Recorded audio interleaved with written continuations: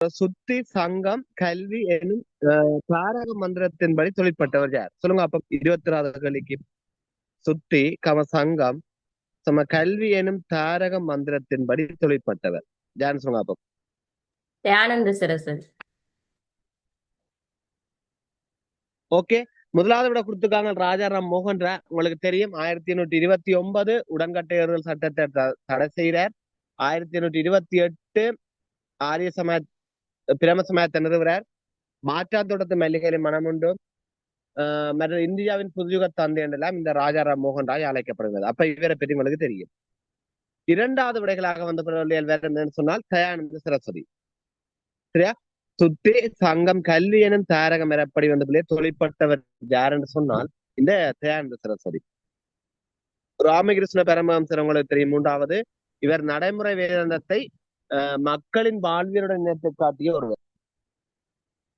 சரியா? யார்? இந்த ராமகிருஷ்ண பரமஹம்சர் நடைமுறை வேதாந்தத்தை ஒரு மக்களின் வாழ்வியலுடன் இணைத்து காட்டியவர் தான் யாருன்னு சொன்ன வந்து பிள்ளைகள் இந்த ராமகிருஷ்ண பரமஹம்சர். சரியா? அன்னை சாரதவியும் இல்லை. அடுத்தது பாத்தீங்கன்னா 5வது சுவாமி விவேகானந்தர். சூறாவளி துறவி, வீரத்துறவி அப்படின்னு சொல்லப்படுகிறது. பசியுள்ளவனுக்கு சமய போதனை ஆகாத கருத்தை முன்வைத்தவர் யார்? பெரியார்.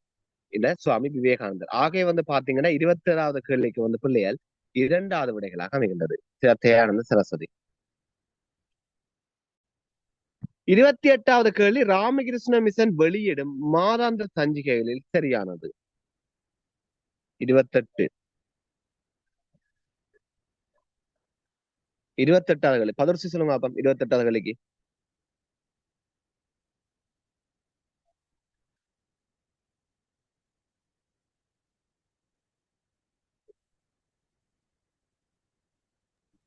அஞ்சாவது என்னம்மா? ஓகே, ராமகிருஷ்ணன் விஜயமும் அடுத்தது தர்ம சக்கரமும் வந்து பிள்ளைகள் இந்த ராமகிருஷ்ண மிஷன் வந்து வெளியிட்ட ஒரு மாதாந்த பத்திரிகை. ஆகவே 5வது விட வரும். சரி, அந்த சைவ உதயபானம் வந்து இவர் யாரு? ஆரம்பனாவலர். இந்த சாதனம் வந்து சைவ விரிவான சபையால வந்து வெளியிடப்பட்ட முதலாவது பத்திரிகை. சரி, அதையும் பார்த்துக் கொள்ளுங்க. ஆகவே வந்து பிள்ளைகள் 28வது கேள்விக்கு 5வது விடைகளாக நாங்க காணப்படலாம். 28க்கு 5வது விடையாக காணப்படலாம்.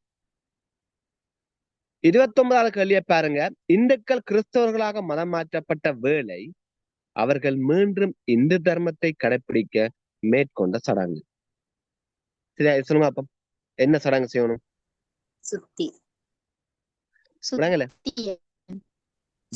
சுத்தியனும் சடங்கினை வந்து செய்யணும். ஒரு சொந்த விருப்பத்திலேயே அல்ல ஒரு வலுக்கட்டாயமாக வந்து இந்து சமயத்தில இருந்து கிறிஸ்தவ சமயத்துக்கு மாறியவர்கள் மீண்டும் இந்து சமயத்துக்கு செஞ்சிருக்காங்க. சுத்தியனும் சடங்கினை வந்து மேற்கொள்ள வேண்டும் என்று யார் சொல்லியிருக்காங்கன்னு சொன்னால் இந்த தயானந்த சொல்லியிருக்காங்க. சரியா? அதையும் பார்த்துக்கொள்ளுங்க. அடுத்தது சுவாமி விபுலானந்தரின் தீர்த்தநாமம். சொல்லுங்க அப்ப. சுவாமி விபுலானந்தருடைய தீர்த்தநாமம். பிரபோத சைதன்யம். Yes, okay. பிரபோத சைத்தன்ய. பிரபோத சைத்தன்ய நாமம். இவருக்கு யார் பிரபோத சைத்தன்ய நாமம் சூட்டியவர்? சிவானந்தர். மிக கவனம். சரியா? அதையும் பார்த்துக் கொள்ளுங்க. சுவாமி சிவானந்தர். மற்ற அதே மாதிரி வந்து அருணாசல தேசியருக்கு தேசியர் என்ற பட்டம் சூட்டியவர் அவிநாசந்தர்.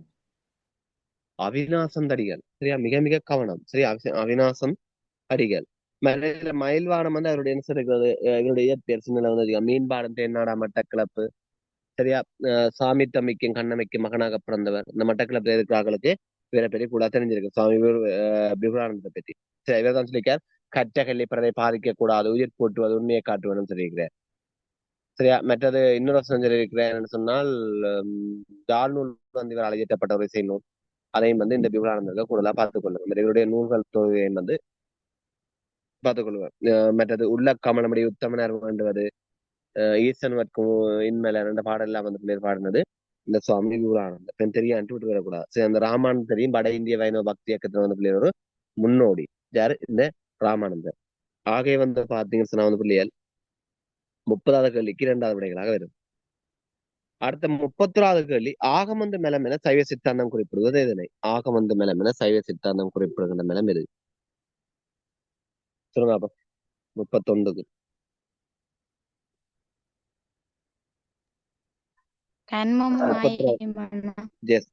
ஓகே, கண்மமும் மாயையும் என ஆகமந்து மெலம் என்று குறிப்பிடப்படுவது சொன்னா வந்து பிள்ளைகள் பார்த்துக் கொள்ளுங்க.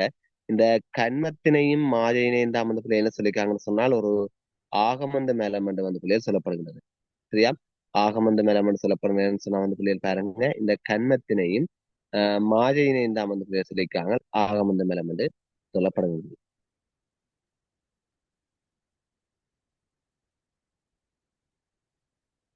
அடுத்த கல்வியை பாருங்க வந்து பிள்ளைகள், திருமிழத்தரன் அழைக்கப்படுபவர்கள். 32வது கல்வி, திருமிழத்தரன் அழைக்கப்படுபவர்கள். சொல்லுங்க அப்போ. சகலர். எஸ், சகலர். ஏன்னா திருமிழத்தரன் அழைக்கப்படுறது வந்து பிள்ளைகள் யாருன்னு சொன்னா சகலர்களை வந்து அழைக்கிறாங்க. பாருங்க, சித்தாந்தத்துக்குள்ளேயே எவ்வளவு கேள்வி உங்களுக்கு கேட்கக்கூடிய கிளியா இருக்குது. சரி, இதெல்லாம் அப்படியே விலக்கி கொண்டு போகலாம், டைம் காணாது. நிறைய இருக்குது, இந்த பெரிய விஞ்ஞானகலர் அது எல்லாமே இருக்குது. சரியா? ஆகை வந்து 32வது முதலாவது விடைகளாக அமைந்தது. அடுத்த, சிவன் பாசங்களால் வந்து மலங்களால் பீடிக்கப்பட்டவன் என்றால் சிவனுக்கு பொருத்தம் இல்லாத பெயர். சொல்லுங்க அப்ப. இத பொருத்தம் இல்லாதது, சில பேர் பொருத்தமான பெயரை கொடுத்துருக்கீங்க. கேள்விய வழியா வாசிக்கணும். சிவன் பாசங்களால் மலங்களால் பீடிக்கப்படாதவன் என்பதனால் சிவனுக்கு பொருத்தம் இல்லாத பெயர். 33வது கேள்விக்கு.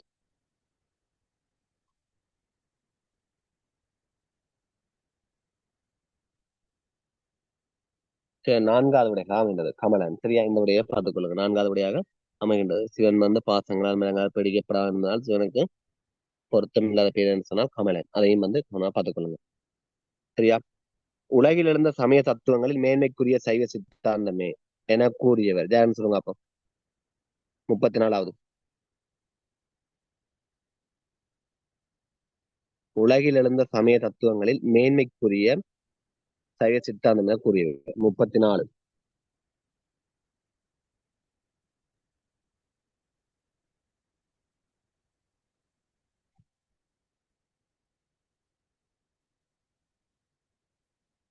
யாராவது சொல்லுங்க அப்போ.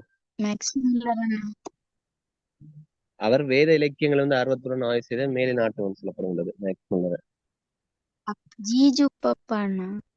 எஸ், ஓம் ஜீஜு ஓம். சரியா? அவர் தான் வந்து பிள்ளை சொன்னா உலகில் இருந்த சமய தத்துவங்கள்ல மேன்மைக்குரிய சைவ சித்தாந்தம் என்ற கோட்பாடை வந்து பிள்ளை ஜான்சன் வந்து பிள்ளை 5வது விட வரும். சரியா? ஜீஜு ஓம். சரி, அதையும் பார்த்துக் கொள்ளுங்க.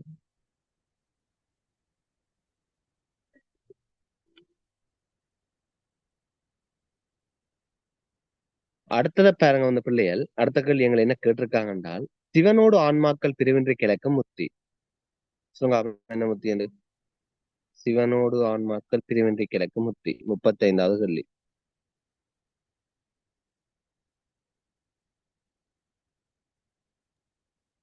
இரண்டாவது விடைகளாக சிவசாவுச்சியம். அம்மா, சிவசாவுச்சியம். சரி, அதுல வந்து விசிட்டாத்துவம் வந்து கொடுத்திருக்காங்க. இது மற்றவருடைய உங்களுக்கு தெரியும். மற்றது வந்து பிள்ளைகள், இந்த ஒவ்வொரு நாயன்மாரும் வந்து என்னென்ன முக்தி அடைந்தார்கள் அதையும் கொஞ்சம் இருக்கா பார்த்துக் கொள்ளுங்க. சரியா? டீப்பா வந்து அதை கொஞ்சம் மேலோட்டமா பார்த்துக்கொண்டீங்கன்னா ஓகே. அடுத்த பாருங்க, 36வது கேள்வி. ஆலயங்களில் காணப்படும் ராஜகோபுரங்கள் யாருடைய காலத்தில் அப்பெயர் பெற்றது? ஆலயங்களில் காணப்படும் ராஜகோபுரங்கள் யாருடைய காலத்தில் அப்பெயர் பெற்றது?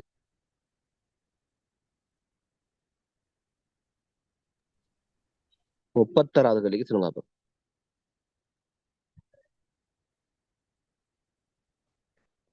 சரி, ஓகே. இப்படி சொல்றேன், ஈஸியா கண்டுபிடிங்க அப்போ. சரியா? கோபுரங்கள் மிகுதியாக அமைக்கப்பட்ட காலம் நாயக்கர் காலம். இதுல யார் நாயக்கர் காலத்துக்கு தொடர்பட்டவரா இருக்கு? கிருஷ்ணதேவராய்.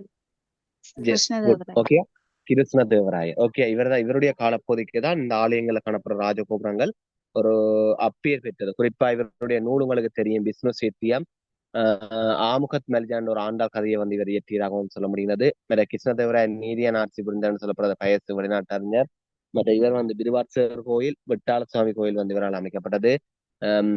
இந்த கிருஷ்ணதேவருடைய அரச சுவைப்புலவர் சனாவதி திம்மர். இவர் மகாபாரதத்திற்கு கிருஷ்ண சந்தம் என்ற ஒரு எழுதியிருக்கார். அப்ப அவ்வாறான விடைகளை நீங்க பார்த்துக்கொள்ளலாம். முதலாவது விட கொடுத்துருக்காங்க பாருங்க, ராஜசிம்மன் காலம். இவரை தெரியும் உங்களுக்கு, ராஜசிம்மனே தெரியும் உங்களுக்கு. ஏன்னா ஒரு கற்றளி முறையிலான ஆலயத்தை வந்து பிள்ளைகள் அமைக்கிறார். சரியா?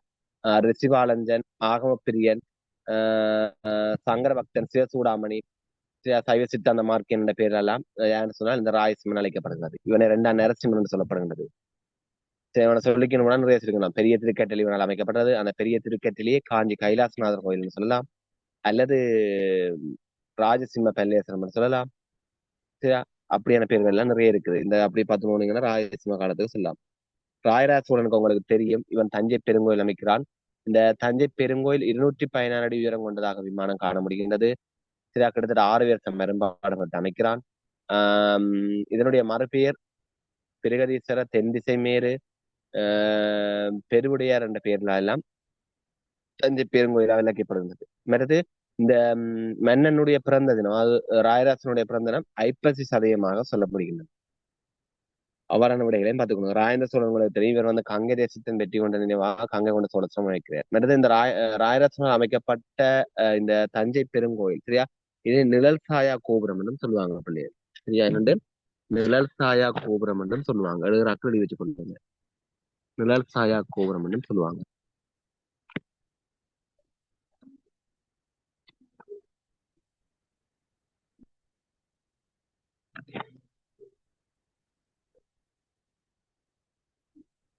சரி, அவங்களுக்கு ஏற்கனவே சொன்னாங்க சோழ காலத்துக்கு எல்லாம் அந்த மாதிரி வில்வடிவில் வந்து புள்ளியல் விமானம் காட்சி தரும் ஆலயம் வந்து கங்கை கொண்ட சோழேஸ்வரம். அதே மாதிரி வச்சுக்கொள்ளுங்க. வில்வடிவில வந்து விமானம் காட்சி தரும் ஆலயம் எதென்று சொன்னால் இந்த கங்கை கொண்ட சோழேஸ்வரம்.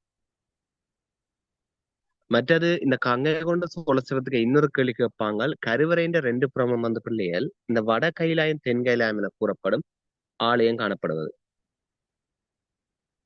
அதே மாதிரி வச்சுக்கொள்ளுங்க. கருவறையின் இருபுறமும் வட கைலாயம் தென் கைலாயம் என கூறும் ஆலயம். அதே மாதிரி சொன்னால் இந்த கங்கை கொண்ட சோழேஸ்வரம். சரியா, கங்கை கொண்ட சோழேஸ்வரம். பட் அதை மாத்திரம் இல்லாது இன்னொரு கேள்வியும் கேட்பாங்க. இந்த பிரமிட் வடிவில வந்து பிள்ளைகள் ஒரு விமானத்தை கொண்ட ஆலயம் வந்து உங்களை சில டைம் கேட்பாங்க. சம்திங் இந்த பிரமிட் வடிவில என்னம்மா தஞ்சை பெருங்கோயில் தானே சார்?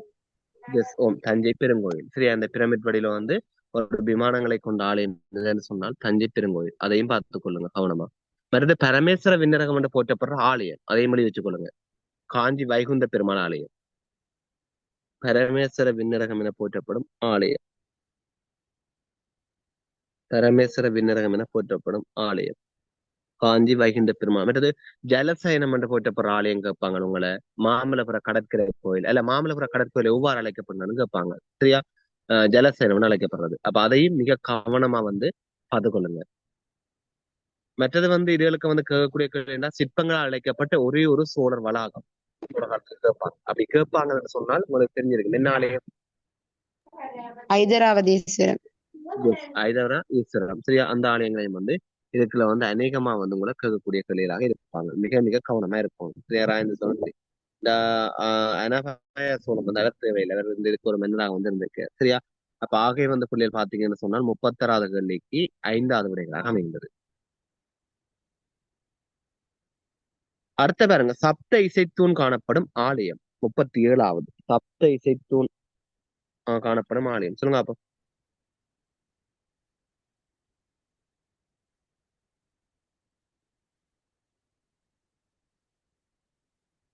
சொல்லுங்க அப்போ. சரியா, 2வது விடையாக வரும் மதுரையா. இது தெரிஞ்சிருக்கா லேஸ்ல. சப்த இசைத்தூண் காணப்படும் ஆலயம் மதுரை.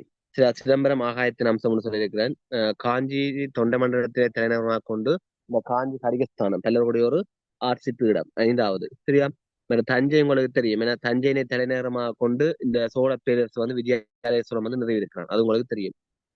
மற்ற காசி வந்து அது பட் இறக்க முத்தி தரத்துல நினைக்கிற மாதிரி காசி. சரி, அதையும் கொஞ்சம் பார்த்துக்கொள்ளுங்க. அடுத்த 38வது கேள்வி, கிறிஸ்தவம் மதத்தினரின் பிரசங்கங்களுக்கு எதிராக கண்டன நூல்களை எழுதிய பெருமைக்குரியவர். கிறிஸ்தவ மதத்தின் பிரசங்களுக்குரிய கண்டன நூல்களை எழுதிய பெருமைக்குரியவர் சொல்லுங்க. 38க்கு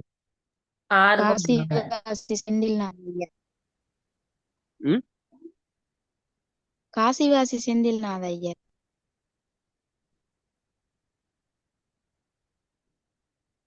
சோ இல்ல. சரி, அப்படியே நான் சொல்ற கேளுங்க. இந்த ஆறுமுகநாதர். ஓகே, ஆறுமுகநாதர்.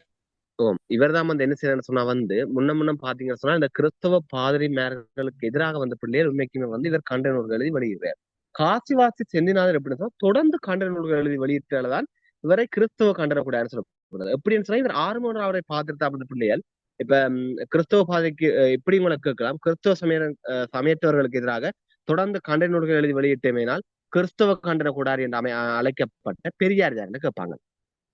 சரி, இப்ப ஆறுமுகநாதர் இதுல இல்லாம காசிவாசி போட்டிருந்தா உண்மையும் காசிவாசி தான் பெறும். ஆனா ஆறுமனாருடைய இதை பார்த்துட்டு தான் இந்த காசிவாசி என்ன செய்யணும்னு சொன்னால் தானும் அந்த தொடர்ந்து வந்து கிறிஸ்துவ சமயங்களுக்கு எதிராக வந்து ஒரு கண்டன நூல்களை எழுதி வெளியிடுறேன். சரியா? அப்படி வெளியிட்ட நூல்களை தான் வந்து அதெல்லாம் இவரை கிறிஸ்துவ கண்டனக்கூடாதுன்னு சொல்ல முடியாது. மற்றது ஆறுமனார் உங்களை ஒன்று கேட்பாங்க, சுதேசி எழுச்சிக்காக பாடுபட்ட தேசிய வீரர் ஜாரண்டு. அதே மாதிரி நோட் பண்றாக்க நோட் பண்ணி வச்சுக்கொள்ளுங்க. சிவஸ்ரீ ஆறுமுக நாவலர், சுதேசி எழுச்சிக்காக பாடுபட்ட தேசிய வீரர் ஆறுமுக நாவலர். அடுத்த 39வது கேள்வியை பாருங்க. ஈழத்தில் சதுர்வேதி மங்கலம் காணப்படும் இடங்கள். 39 சொல்லுங்க. அப்ப ஈழத்துல சதுர்வேதி மங்கலம் காணப்படும் இடங்கள் இது வரியா சொல்லலாம் இல்லையா? 2வது கந்தளாய் கந்தலாய் புலனர். கந்தலாய் புலனர் ஆகிய வந்து 2வது விட வேறு மற்றெல்லாம் ஆலயங்கள் கூடுதலா. இந்த கந்தலாயிலையும் புலனர்விலையும் நாம் வந்து பிள்ளைகள் என்ன சொன்னா இந்த இடத்துல வந்து சதுர்வேதி மங்கலம் காணப்படுகிற ஒரு இடங்கள். சில புலனர்வ காலத்துக்கு நிறைய பகுதி வந்து வரலாம். அந்த அன்றைக்கு உங்களுக்கு பகுதின்னு சொன்னா அதுக்கிட்ட மாதிரி மிக கவனா படியுங்க. மற்றது சைவ விரிவான சபையால் வெளியிட செய்யப்பட்டு வரும் சைவ தமிழ் பத்திரிகையின் பெயர் சொல்லுங்க. அப்ப 40வது கேள்விக்கு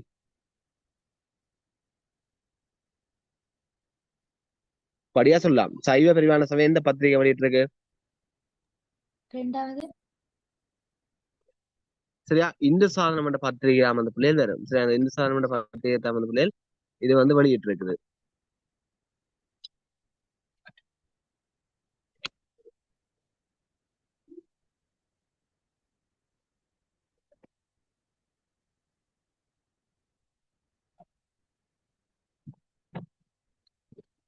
இதுல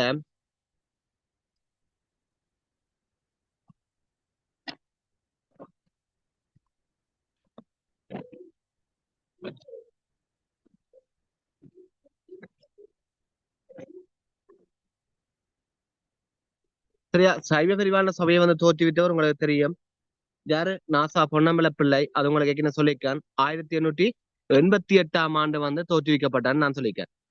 சரியா? மற்ற சைவ வித்யாவிருத்தி சங்கம் உங்களுக்கு தெரியும் 1923 தோற்றுவித்தவர் இந்துபோட் ராசரத்தினம் என்று சொல்லப்படுகின்றது. சரியா? அதுக்கு பிறகு பாத்தீங்கன்னு சொன்னா வந்து பிள்ளைகள் கொழும்பு விவேகானந்த சபை இது வந்து 1902ஆம் ஆண்டு ஜூலை மாதம் 13ஆம் தேதி தோற்றுவிக்கப்பட்டது. கொழும்பு விவேகானந்த சபை. சரியா? மிக கவனமா திருப்பி வந்தா எனக்கு தெரியாண்டு விட்டு கூட சொல்லிப்பட முடியல, எல்லாம் சொல்லித்தரணும். மற்ற ராமகிருஷ்ண மிஷன் 1897 மே மாதம் 1ஆம் தேதி தோற்றுவிக்கப்பட்டது. மே மாதம் 1ஆம் தேதி தோற்றுவிக்கப்பட்டது. அகில இலங்கை இந்து மாமன்றம் 1955ஆம் ஆண்டு தோற்றுவிக்கப்பட்டது.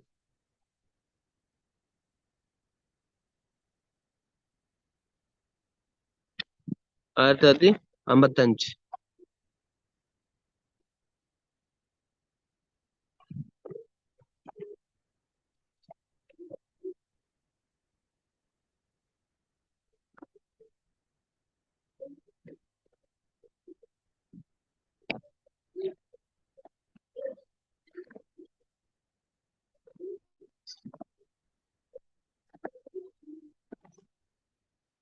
அடுத்தது வந்து பிள்ளையால்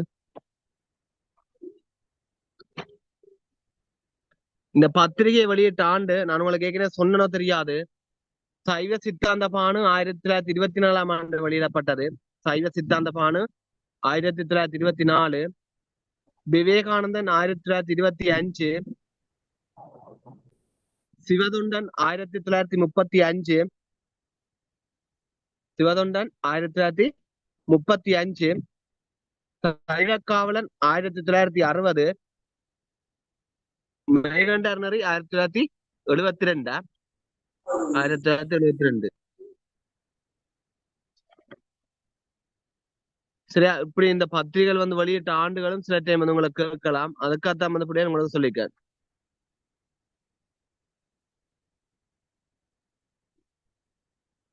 மற்றது இந்த 1888 அன்னைக்கு இருந்தது இந்த சைவ இந்து சாதனம் என்ற பத்திரிகை 1889. அதையும் பார்த்துக்கொள்ளுங்க, நோட் பண்ணி வச்சுக்கொள்ளுங்க. இந்து சாதனம் என்ற பத்திரிகை வெளியிடப்பட்ட ஆண்டு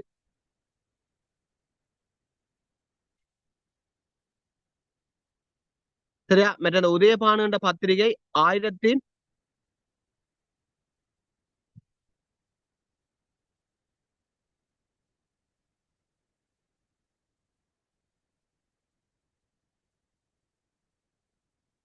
நான் சொல்றேன்னா சைவ உதயபானு வந்து தோற்றுவித்தது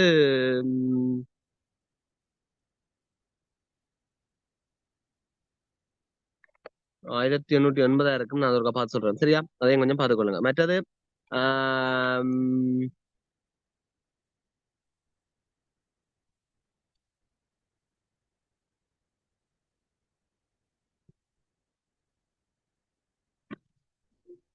ஓகே, இவ்வளவுதான். சரி, அதையும் வந்து மிக கவனமா பார்த்துக்கொள்ளுங்க. அடுத்த பாப்பம் அட்டவணை கேள்வி. வேதங்களோட தொடர்புடைய தெய்வங்கள் சொல்லுங்க அப்ப. நான் சொல்ல தேவையில்ல, நீங்களே சொல்லுங்க. வேதங்களோட தொடர்புடைய தெய்வம். முதலாவது சார். பாப்பம் முதலாவது விட சொல்லிக்கீங்க. என்ன எஃப்மியும் சரி, எஃப் பாப்பம் விஷ்ணு. சரியா? அங்கால ஈ வந்து சை. ஓகே, சரியா?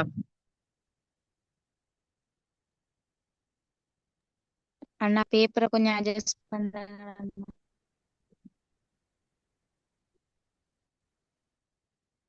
சரியா? அடுத்த பாருங்க. வடநாட்டு பக்தியிலாரோட தொடர்புடைய தொகுதி சொல்லுங்க அப்ப. வடநாட்டு பக்தியிலாரோட தொடர்புடைய தொகுதி. ரெண்டாவது சார். ஓகே, ரெண்டாவது விட சொல்லிக்கங்க பாப்போம். சரியா? பி கபிதாசர், சி ராமானந்தர். ஓகே, சரியா? மிகேலவு. சரியா? இரண்டாவது. அடுத்த ஒட்டு சுட்டான் தாண்டோடு தொடர்புடைய தொகுதி. ஒட்டு சுட்டான் தாண்டோடு தொடர்புடைய தொகுதி சொல்லுங்க அப்ப.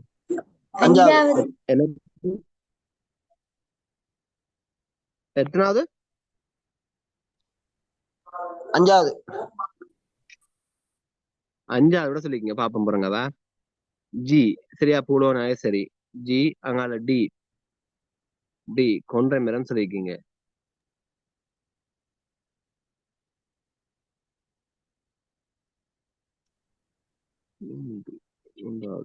GH.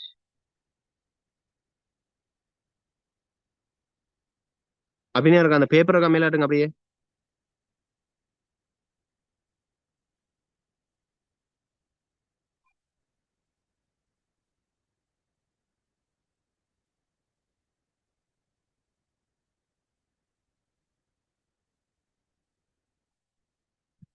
கிளறங்க கிளறங்க.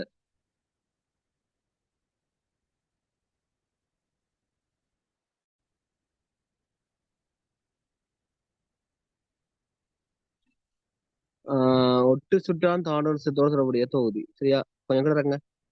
சரியா? ஜி வேறும் பூலோநாயகி சரி. சரியா? நீங்க சொல்ற மாதிரி டி வேறும் ஜி டி கொன்றை மரம். சரியா? ஆனா இதுல வந்து மாறி கொடுத்துருக்காங்களே. ஜி மேட்சும் கொடுத்துருக்காங்க. சரி, ஓகே பாப்போம். சரியா? 43க்கு 5 அப்படியே போடுங்க. சொல்றேன் 43க்கு 5. 44க்கு சொல்லுங்க அப்போ. மதுரண வேதம். முதலாவது சார். ஏ ராஜகர்மானி சரி. அடுத்தது ஐ என்ன கொடுத்தா பௌஷ்டிகானி. ஓகே, இது சரி. ஏஐ. அடுத்தது பல்லாண்டு பாடியவர்கள் சொல்லுங்க. பல்லாண்டு பாடியவர்கள் யாராண்டு? நான்கு.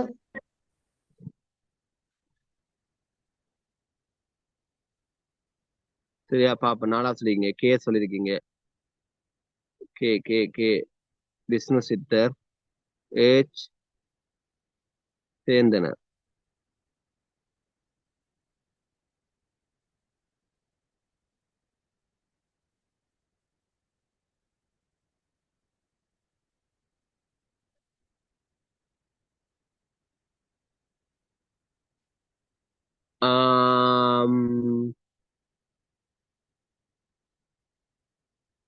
இதுக்கு 5வது விடதான் வந்து 45. என்னண்டு 5வது வரும்? சி ராமானந்தர். என்னண்டு வேற ராமானந்தர். எத்தனை ராமானந்தர் இருக்குது? ஒரு ராமானந்தர் இருக்குது. அது நான் முதல் போட்டுட்டேன் தானே, வேற என்ன? இல்ல, விஷ்ணு சித்தர் வந்து இவர் வந்து ஒரு சித்தர் வேற. இவர் வைணவ சமயத்துக்கு இருக்காரு. வேற இந்த வந்து கல்யாணம் பாடுவார்.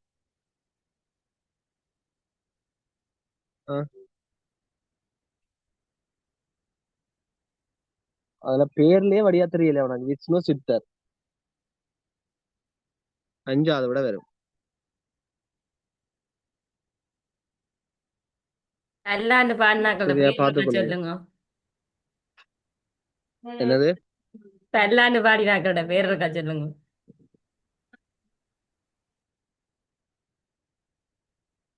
எல்லா ஆண்டு பாடம் நான் தெரிஞ்ச ஞாபகம் இல்லை.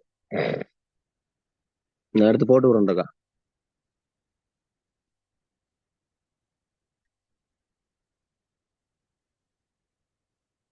சரியா? அடுத்து அப்படி காட்டுங்க மெட்டாட்டோனைக்கு.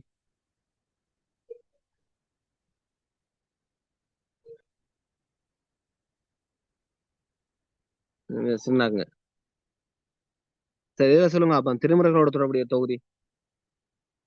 திருமுறைகளோட தொடர்புடைய தொகுதி.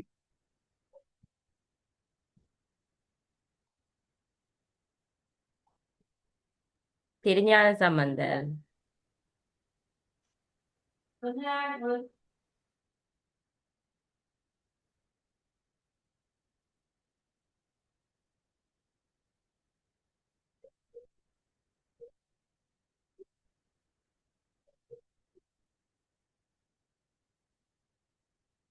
சொல்லுங்க பிள்ளைகள் கதையுங்கள் எல்லாரும்.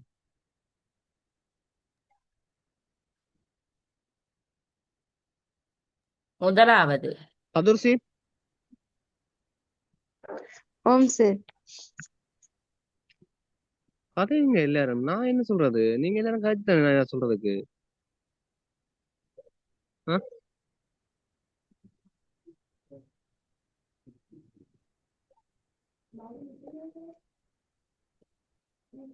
முதலாவது தானே.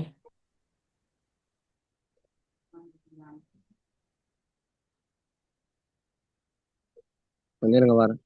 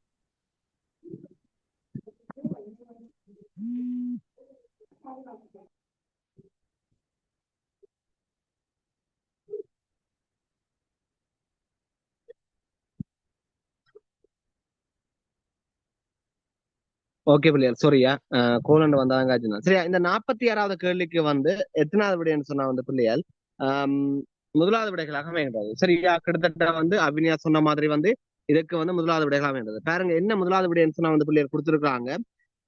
ஜி கொடுத்துருக்காங்க. சரியா ஜின்னு சொன்னா சரியா திருஞான சம்பந்தர் வேற ஜி அங்கால அதே மாதிரி வந்து டி வரும். சரியா ஜி டி பகவதி அம்மையார். சி வந்திருக்குது பூம்பாவை. சரியா அடுத்து வந்து எஃப் வந்திருக்கு பாருங்க. எஃப் எஃப் எஃப் இந்த எடுக்கணுங்க. சரியா ஜால் முறிப்பண்ணா. எஸ் நவஜுக சங்கரர். சரி எஃப் அங்க ஆர் வந்து வந்திருக்குது என்னன்னு சொன்னால்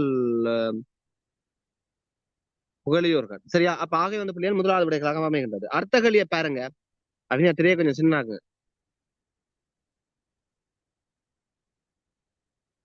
சரி அடுத்த விட வந்து பாருங்க வந்து பிள்ளைகள் சைவ சித்தாந்த சாஸ்திரங்களோட தொடர்புடைய தொகுதி. சொல்லுங்க அப்ப 47 47 சைவ சித்தாந்த சாஸ்திரங்களோட தொடர்புடைய தொகுதி.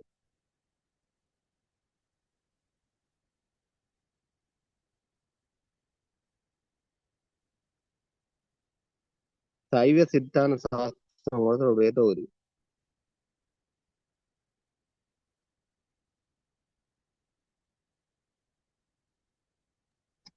நாலாவது அண்ணா. ஏன் அமைதியா இருக்கிறீங்க? என்ன நடந்தது எல்லாருக்குமே அமைதியா இருக்கிறீங்க? கதையங்கரி 47. நாலாவதா? மூன்றாவது. மூன்றாவது விட வரும். சரியா? நாலாவது விட வராது, மூன்றாவது விட வரும். ஏன்னு சொன்னா வழியா பாருங்க. சரி, அங்க ஏ கிடக்குது மெய்கண்டர், சைவசித்தான் சாஸ்திரம் கூட ஏச் வந்து கிடக்குது சிவஞான போதம், ஓ கிடக்குது சுவேதன பெருமாள், அவங்கள டி கிடக்குது டி டி டி டி டி அச்சுதால அப்பர் கிடக்குது. சரியா? மற்றது அதே மாதிரி வந்து ஈ கிடக்குது, ஈ வந்து பெருஞ்சோதி முனிவர். சரி, ஆகவே வந்து பிள்ளைகள் 47க்கு மூன்றாவது விடை. 48 வேதாந்திகளோட தொடர்புடைய தொகுதி. வேதாந்திகள் வேதாந்திகளோட தொடர்புடைய தொகுதி. முதலாவது. எஸ், முதலாவது விடைகளாக வரும்.